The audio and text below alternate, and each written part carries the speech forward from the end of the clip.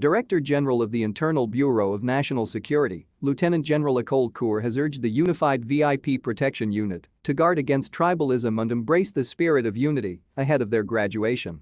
The top security chief made the call during Tuesday's visit of the Joint Security Mechanism to unified officers trained in Goram, 30 miles west of the capital Juba. Addressing the VIP Protection Unit, General Akol Koor urged them to be professional in their soon-to-be various deployment units.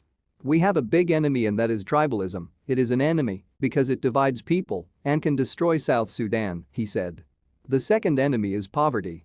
We are hungry, our people are sick, no hospitals because what we are known of in this country is killing ourselves. This is what is known in this country. We have resources and rain for 8 months and we are not benefiting from them because we are killing ourselves. Let it stop."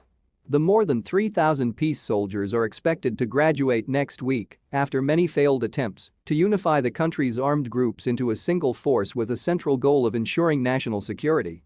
According to the Institute for Security Studies, task of security sector reform in South Sudan has been frustrated by a militarized political culture that could see political tensions boiling over into armed conflict.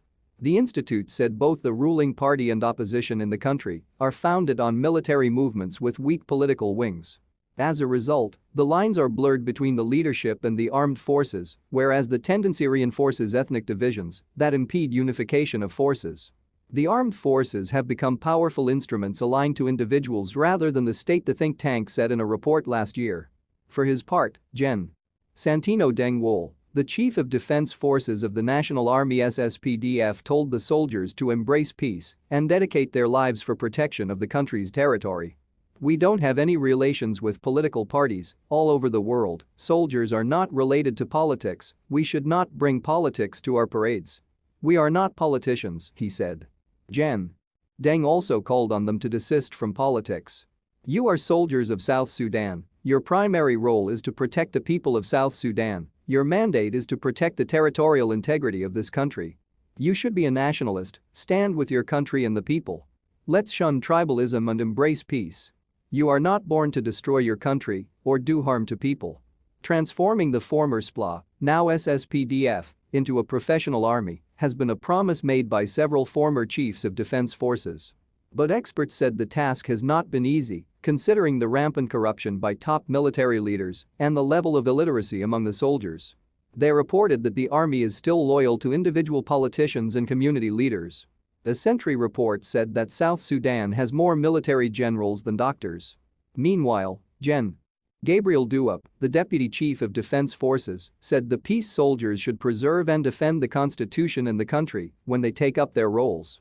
"After your graduation, you are going to become a national army. You have to work hard and unite among yourselves because you are very important, the VIP protection. You are going to the town to become the protection of VIP in the country. You have a lot of work to do.